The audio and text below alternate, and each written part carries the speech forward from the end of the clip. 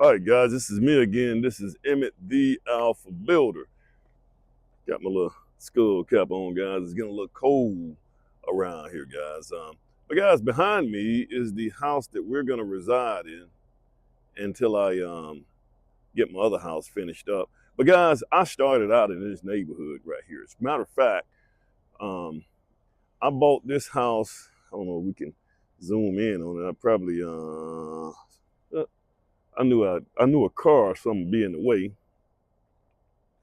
It's a little house right, and I can't zoom in, guys. That'll be a video for another day. But guys, right down the street, I bought my first house. I bought my first house, man, and I actually, we had, it was just like this house here. This house here has what they call drive it on it, but that house was drive it, and that was where I started learning how to build. I actually went in that house and I took all the drive it off because there was a class action lawsuit against drive it during that time. So I took all the drive it off and I bricked it, and then I finished the basement. That got me into building. That's how I got into this game, guys. And so I built the house from the ground up over in Lake Cyrus at the time. I think it was Lake Cyrus, and somebody bought the house, guys. So I ended up, I saw this guy, he was standing out in front of his house watering the grass right here. And I asked him, could I buy his house from him? Because we just needed somewhere to stay, which is where I am again.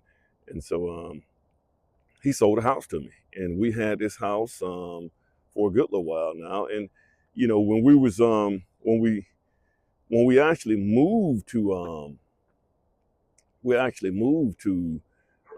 the house that I just moved out of, we were going to sell this house.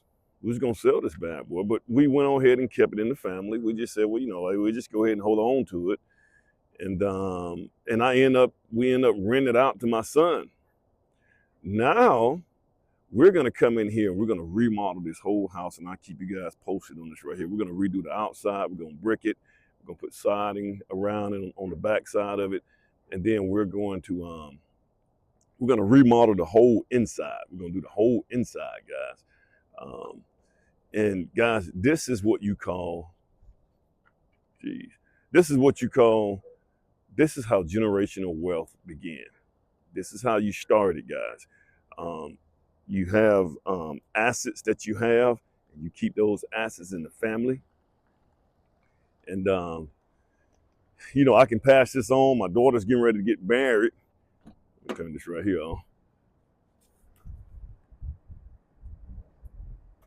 There we go. Well, my daughter's getting ready to get married. And so her and her husband, this is what we're doing. We're getting this right here ready for them. These guys are gonna, let me just tell you how this right here works, guys. And I can just share the numbers with you guys. We owe about $150,000 on this house. Okay? Which is not bad. Mortgage on that is probably about $1,000 a month. These houses in this neighborhood are selling for $370,000 to $400,000 each house. This is where we're at. So what we're able to do is we're able to sell it to my daughter and her fiance or her husband, fixing to be husband. We're able to sell this house to them at a discounted rate. So they're moving into the house. They don't have to pay PMI. They don't have to pay get back. They don't have to do any of that stuff, man. That PMI, so that goes down, guys. Also, they can come in here. We can remodel this whole thing, and we can really make this thing really look nice. And I'm just going to kind of show you what we're going to do in here. But this is how you create generational wealth. We talk about generational wealth all the time, especially in the African American community. We talk about this, right? But this is how you do it, guys. You got to go buy assets that are appreciating, and then just hold on to it, man. And then you can kind of set this aside for your family members. But they can, you know, they're going to move into this house, guys, with well over about $100,000 worth of equity in this house. And that's my gift to them. But as you see, we kind of cramped in here, guys. Hopefully I won't be here no more than about 3 to 4 weeks. But this is what we got here. Guys, you're looking at, if you look at these fixtures, look at these light fixtures here. what you're looking at, guys, is, and you look at the floors here, and then see how we transition the floors over here. What you're looking at is Home Depot in the house. And what I mean by that is, you go to Home Depot back during this time when I was doing this house here. I would see deals at Home Depot, and I'd simply just go ahead and buy it. They have, they got a little deal, they got a sale going on, guys, and I go ahead and buy that sale, and I get that flooring because it's on sale, and I put it in. But it doesn't go with the entire. It doesn't go with the rest of the house. We're gonna have to rip this all out, guys. I suggest you, if you can, when you remodel a house, just go ahead and do the whole thing. You don't need to piecemeal these homes, man, because when you piecemeal it, it just you destroy the entire.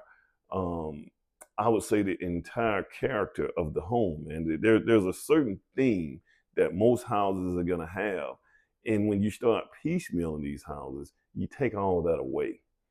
Because this room got this light fixture, this door here got this type of doorknob.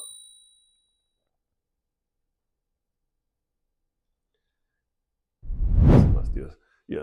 So you got all these different things going on, man. It just don't look good, man. So we're gonna come in and rip all these cabinets out. Some of these cabinets just don't even work. Some of these things are just, look at that, it's hanging kind of sideways. We got appliances that don't work.